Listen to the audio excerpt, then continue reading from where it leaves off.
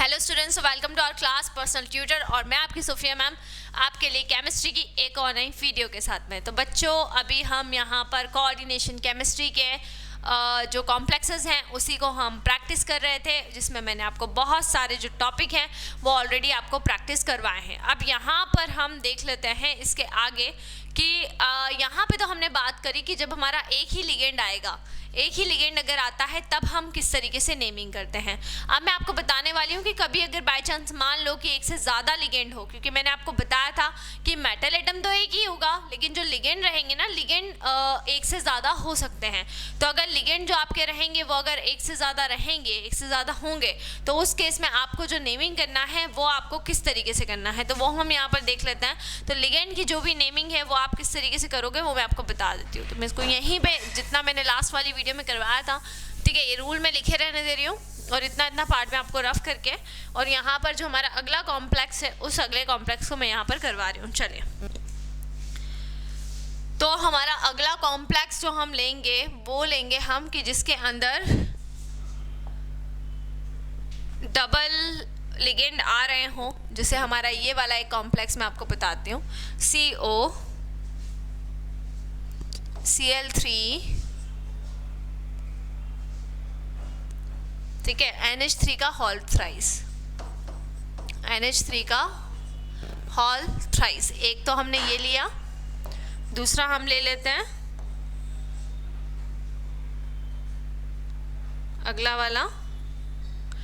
ये मैं थोड़ा सा दूसरे एलिमेंट, ऐसे एलिमेंट ले रही हूँ जो आपने नहीं सुने होंगे, ऐसे एलिमेंट को हम यहाँ पर ले रहे हैं, Ag2HgI4, ठीक है। तो ये दो मैंने यहाँ पर लिए हैं, फिर मैं और आपको देख के करवाऊंगी। चलिए देख लेते हैं। तो यहाँ पर इनका नाम क्या होगा, देखो सबसे पहले तो यहाँ पे कोई केटायन नहीं है, दिख रहा है कि आपको, देखो डायरेक्टली आपको दो ब्रैकेट दिख रहे हैं, विच मीन्स कि इसके अंदर बिल्कुल भी केटायन तो है ही नहीं। तो अब केटायन नहीं है तो क्वेश्चन ये आता है कि मैम हम इसकी नेमिंग कैसे करेंगे, क्योंकि केटायन तो है ही नहीं। तो केटायन नहीं है तो वो वाला पार्ट आपको स्किप कर देना है, आपको डायरेक्टली किसके ऊपर जाना है, आपको डायरेक्टली जाना है कोऑर्डिनेशन नंबर ऑफ लिगेंड पर। अब जैसे ही हम ब्रैकेट के अंदर गए तो हमने क्या देखा, हमने ये देखा कि एक लिगेंड तो था नहीं, हमें दिख गए दो दो लिगेंड। तब क्वेश्चन ये आ रहा है कि हम पहले किसका नाम देंगे, एक हमारा क्लोराइडो है और एक हमारा अमाइन है। तो अब क्वेश्चन ये आ रहा है कि मैम हम नाम किसको देंगे, ठीक है। तो अब क्वेश्चन ये आ गया, तो अमाइन है और एक क्लोराइडो है। तो अभी हमको देखना है बच्चों कि यहाँ पर अल्फ़ाबेटिकल रूल हमें फॉलो करना है। क्लोराइडो में C आता है, अमाइन में क्या आता है, अमाइन में A आता है। क्लोराइडो में क्या आता है, क्लोराइडो में C आता है, अमाइन में क्या आता है, अमाइन में A आता है। तो अब क्वेश्चन ये आता है कि हम इसको नेमिंग कैसे देंगे। अमाइन में A आ रहा है, क्लोराइडो में C आ रहा है, तो पहली प्रायोरिटी, फर्स्ट प्रायोरिटी किसको देना है, फर्स्ट प्रायोरिटी अमाइन को देना है। तो अमाइन को अगर हम फर्स्ट प्रायोरिटी देंगे तो अमाइन कितने हैं, यहाँ पर 3 अमाइन है ना। तो यहाँ पर मैं लिखूंगी ट्राई, स्पेस आपको बिल्कुल नहीं देना है क्योंकि केटायन नहीं है, ठीक है, ट्राई, और यहाँ मैंने लिख दिया अमाइन, ट्राई अमाइन, ठीक है। फिर हम आए क्लोरीन पर, क्लोरीन का नाम हम कैसे देंगे, ट्राई क्लोराइडो, ट्राई अमाइन, ट्राई क्लोराइडो, है ना। पहले मैंने लिख दिया 3 लिखा, 3 को यहाँ पे ट्राई लिखा है, NH3 के लिए मैंने यहाँ पे अमाइन लिख दिया है, फिर 3 लिया ट्राई और फिर क्लोराइडो लिख दिया है, ट्राई क्लोराइडो। उसके बाद हमें यहाँ पे ले लूँगी कोबाल्ट, क्योंकि मेरा मेटल एटम क्या है यहाँ पर, कोबाल्ट है ना। तो कोबाल्ट मैंने यहाँ पे लिख दिया। अब मैं कोबाल्ट की ऑक्सीडेशन स्टेट निकालूंगी। तो अगर एक से ज़्यादा लिगेंड आपको मिलते हैं तो आपको सिंपली जो अल्फ़ाबेटिकल रूल होता है उस अल्फ़ाबेटिकल रूल को फॉलो करना है और उसके अकॉर्डिंग आपको क्या करना है, नेमिंग करनी है ना। अब कोबाल्ट मैंने यहाँ पर लिखा, अब हम ऑक्सीडेशन स्टेट निकाल लेते हैं। सो ऑक्सीडेशन स्टेट हम कैसे निकालेंगे, देखो कोबाल्ट जो है उसको मैं कितना मान लूँगी, X मान लूँगी। क्लोरीन जो है उसको कितना मान लिया, -1 मान लिया। तो क्लोरीन 3 थे, 3 × -1 हो गया।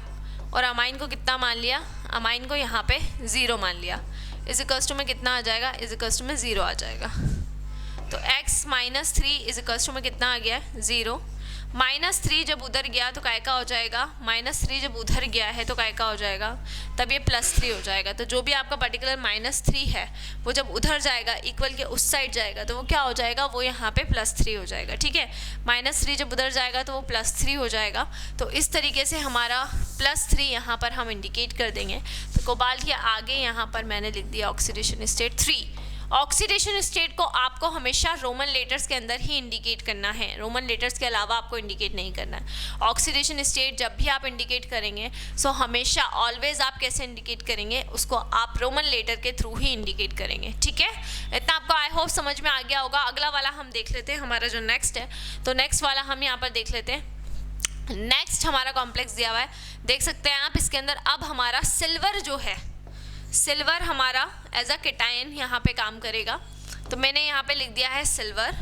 ठीक है, केटायन है हमारा, तो मैंने इसको सिल्वर लिखा है। अब मैं थोड़ी सी स्पेस दूंगी बच्चों, है ना, थोड़ी सी मैं स्पेस दूंगी। जब मैं कोऑर्डिनेशन नंबर ऑफ लिगेंड यानी कि अपने सेकंड पॉइंट पे जाऊंगी तो मुझे थोड़ा सा क्या देना पड़ेगा, स्पेस यहाँ पर देना पड़ेगी, जगह यहाँ पर देनी पड़ेगी। आयोडीन आपका लिगेंड है और आयोडीन कितने हैं, 4 हैं। दैट्स वाई मैंने यहाँ पर लिख दिया कितना, मैंने यहाँ पर लिख दिया टेट्रा। ठीक है, तो सिल्वर लिखा, थोड़ी सी स्पेस दी है और क्या लिख दिया है, टेट्रा लिख दिया है। टेट्रा लिखने के बाद में मैंने यहाँ पर लिख दिया है आयोडो, है ना। सिल्वर को लिखा, थोड़ी सी स्पेस दी है, 4 के लिए मैंने यहाँ पर टेट्रा लिख दिया है और आई के लिए मैंने यहाँ पर क्या लिख दिया है, आई के लिए मैंने यहाँ पर आयोडो लिख दिया है ना। अब बात ध्यान से सुनना, क्योंकि यहाँ पे केटायन है और ये जो हमारा मेटल एटम है वो मर्क्यूरी है ना। बट मर्क्यूरी को मर्क्यूरी थोड़ी ना बोलेंगे, क्योंकि आगे केटायन जुड़ा हुआ है। तो मैंने आपको बताया था ना कि अगर केटायन जुड़ा रहता है तो उस केस में जो भी आपका मेटल एटम रहता है उसके नाम में हमको ATE लगाना रहता है, इट्स कंपलसरी। ठीक है, तो Hg जो आपका रहेगा उसको हम क्या बोल देंगे, उसको हम कह देंगे बच्चों मर्क्यूरेट। क्या बोल देंगे, मर्क्यूरेट बोल देंगे। तो Ag को हमने सिल्वर बोल दिया, 4 के लिए हमने टेट्रा लिख लिया, I के लिए हमने आयोडो ले लिया और Hg को हमने क्या लिख दिया है, मर्क्यूरेट लिख दिया है। अब Hg जो हमारा है उसकी ऑक्सीडेशन स्टेट हमको निकालनी है, तो हम कैसे निकालेंगे, ध्यान से सुनिएगा। चलिए, तो Ag यहाँ पर क्या हो जाएगा, 2 इंटू Ag की कितनी होती है, +1 होती है, तो +1 लिख दी। Hg को हम क्या मान लेंगे, x मान लेंगे और आयोडीन को कितना मान लेंगे, 4 इंटू -1 मान लेंगे। इक्वल टू में कितना ले लिया है, 0। Ag कितना हो जाएगा, 2 इंटू +1। Hg को हम x मान लेंगे, आयोडीन को 4 इंटू -1 मान लेंगे। ये हो जाएगा आपका 2, ये हो जाएगा x और ये हो जाएगा आपका -4। -2 उधर जाएगा तो काय का हो जाएगा, +2 हो जाएगा। तो यहाँ पे आ जाएगी आपकी ऑक्सीडेशन स्टेट ब्रैकेट के अंदर और ये 2 हो जाएगी। ठीक है, तो ये 2 आपकी क्या हो गई है, 2 आपकी इस तरीके से यहाँ पर ऑक्सीडेशन स्टेट हो गई है ना। आया समझ में। तो ये आपको IUPAC नेमिंग मैंने 2 करवाई है कॉम्प्लेक्सेस की। एक और हम यहाँ पर एग्जांपल लेते हैं, मैं आपको लिखवा दे रही हूँ।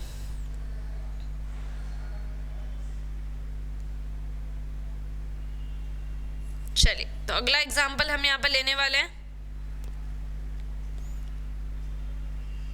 चलो, अब एक एनायन वाला भी एक एग्जांपल ले लेते हैं। हमने एक भी एनायन वाला एग्जांपल नहीं किया है, ताकि आपको एक एनायन का भी करना आ जाए। CrH2O का होल 5, यहाँ पे आ जाएगा Cl और इधर आ जाएगा Cl2। ठीक है, इसमें अब एनायन भी आ रहा है। अब इसको आपको नाम कैसे देना है, देखिएगा, ध्यान से देखिएगा, बहुत ईजी बीजी है। देखिएगा, देखो, सबसे पहले तो केटायन यहाँ पे है नहीं, केटायन यहाँ पर नहीं है, तो हम डायरेक्टली किसके पास जाएंगे।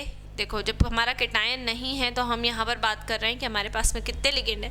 हमारे पास में यहाँ पर 2 लिगेंड है ना। एक हमारा क्या है, एक हमारे पास में एक्वा है और एक हमारे पास में क्लोराइडो है। ठीक है, तो अब H2O को हम एक्वा कहते हैं, Cl को हम क्लोराइडो कहते हैं। एक्वा में A आता है, क्लोराइडो में C आता है, तो डेफिनेटली हम फर्स्ट प्रायोरिटी किसको देंगे, एक्वा को देंगे। केटायन हमारे पास में नहीं है तो डायरेक्टली हम पानी कितने हैं, 5 है, 5 के लिए हम यहाँ पे क्या लिख देंगे, पेंटा। हमने यहाँ पे लिख दिया पेंटा। H2O को हम क्या बोल देंगे, H2O को हम कह देंगे एक्वा। तो 5 के लिए मैंने लिखा पेंटा, H2O के लिए क्या लिख दिया, H2O के लिए मैंने लिख दिया एक्वा, पेंटा एक्वा, Cr पेंटा एक्वा। अब उसके बाद सेकंड वाला लिगेंड ले लेंगे, स्पेस बिल्कुल भी नहीं देना है। सेकंड वाले लिगेंड को मैंने बोल दिया क्लोराइडो, पेंटा एक्वा क्लोराइडो। 5 के लिए पेंटा लिखा, H2O के लिए एक्वा लिखा, Cl के लिए क्या लिख दिया, क्लोराइडो। अब क्रोमियम है बच्चों, तो ना ही केटायन है, देख सकते हैं आप, केटायन दिख रहा है क्या आपको, ना ही केटायन है, ना ही इसके ऊपर कोई साइन है, तो केटायन भी नहीं है और कोई साइन भी नहीं है, तो इस वजह से यहाँ पर केटायन भी नहीं है और ऊपर कोई भी साइन भी नहीं दिया हुआ है, ठीक है। तो नहीं है, इसलिए हम यहाँ पर क्या करेंगे, जो भी हमारा पर्टिकुलर क्या रहेगा, जो भी हमारा केटायन भी नहीं है और साइन भी नहीं है, तो हम जो मेटल एटम का नाम है वैसा कि वैसा ही उसको लिख देंगे। क्या लिख देंगे, उसको हम क्रोमियम लिख देंगे। जो मेटल एटम का नाम है वो एज इट इज़ आ जाएगा, वैसा कि वैसा ही आ जाएगा, ठीक है। अब उसके बाद में हमको क्या करना है, क्रोमियम की ऑक्सीडेशन स्टेट निकालनी है।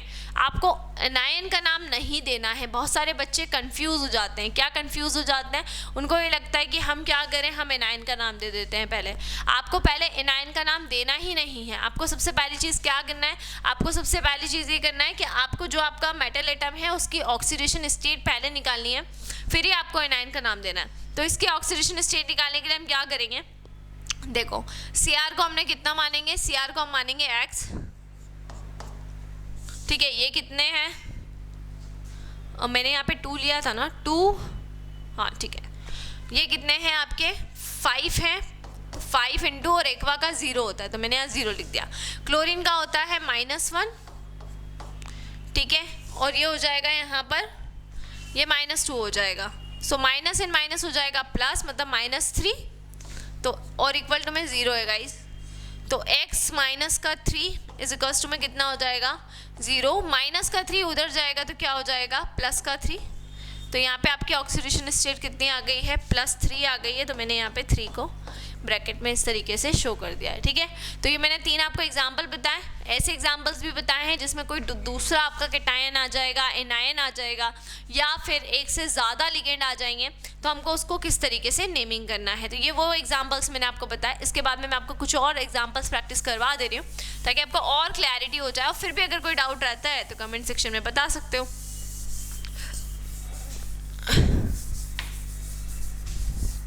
चलिए, सो अगला कॉम्प्लेक्स बच्चों,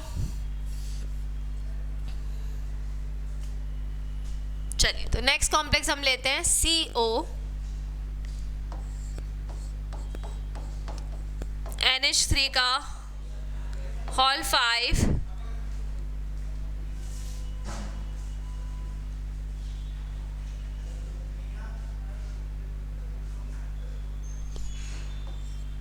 CO3 और बाहर आ जाएगा Br। अब इसको आपको नाम देना है ना। इसको हम कैसे नाम देंगे देख लेते हैं। सबसे पहले इसमें भी केटायन नहीं है बच्चों। केटायन है क्या, केटायन बिल्कुल भी नहीं है। अब केटायन नहीं है तो अब हमको क्या करना है, बहुत ही इजी पीजी तरीके से डायरेक्टली हमको कहाँ पे आना है, हमें आना है लिगेंड पर। अब हमारे 2 लिगेंड दिए हुए बेटा, एक हमको दिया हुआ है NH3 यानी कि अमाइन, और एक हमको दिया हुआ है CO3। इसको गलती से भी कार्बोनिल मत मानना।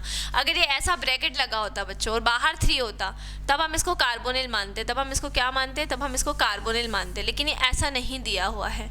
ये कैसे दिया हुआ है, ये ऐसा दिया हुआ है, मतलब ये कार्बोनेटो है ना। कार्बोनेटो लिगेंड में हम पढ़ते हैं ना, तो ये कार्बोनेटो है, तो इसको आपको कार्बोनेटो मान के चलना है, ठीक है। तो हम डायरेक्टली कार्बोनेटो एक दिया है, एक अमाइन दिया है, तो डेफिनेटली हम पहले अमाइन को नाम देंगे।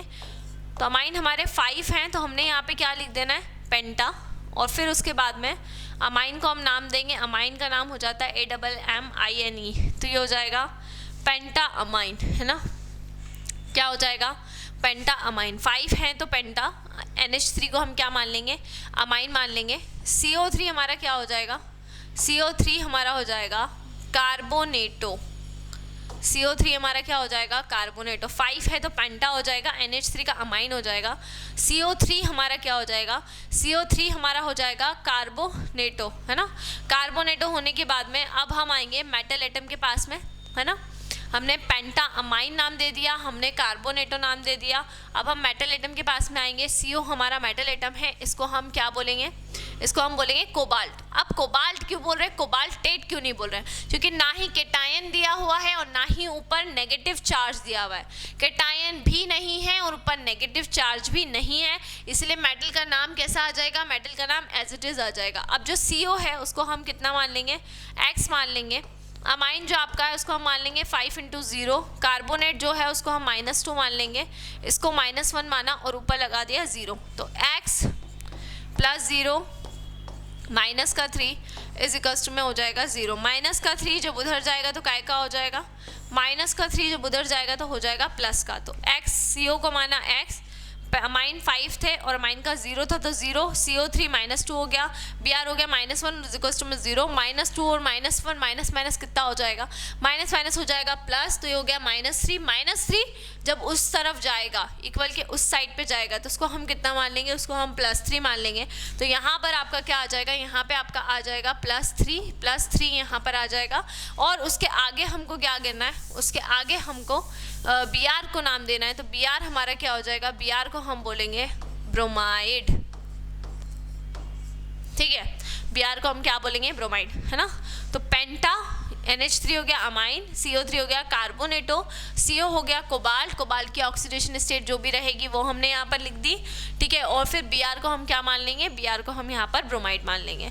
तो ये पूरी की पूरी हमारी जो भी पर्टिकुलर ऑक्सीडेशन स्टेट के थ्रू हमने शो करना था वो हमने यहाँ पर पूरा एलिमेंट को यहाँ पे शो कर दिया, ठीक है। तो इस तरीके से आपको कोई भी कॉम्प्लेक्स अगर आता है, कोई सा भी कॉम्प्लेक्स अगर आता है तो उसकी जो IUPAC नेमिंग करनी है वो आपको इसी तरीके से करनी है, ठीक है। और ये मैंने मैक्स टू मैक्स जितने भी थे आपको ये सारे के सारे मैंने आपको यहाँ पर करवा दिए हैं। इसके अलावा अगर आपको कोई भी डाउट रहता है आज की जो भी IUPAC नेमिंग के अंदर कुछ भी अगर डाउट रहता है, कोई भी क्वेरीज रहती है तो बिल्कुल आप उसे कमेंट सेक्शन के अंदर मुझसे पूछ सकते हैं, कोई परेशानी वाली बात नहीं है। तो बिल्कुल आप लोग कमेंट सेक्शन के अंदर पूछ लेना मुझसे, मैं आपको डेफिनेटली बताऊंगी अगर इससे रिलेटेड कोई भी प्रॉब्लम आपको आती है, ठीक है बच्चों। तो कल मिलते हैं, थैंक यू सो मच।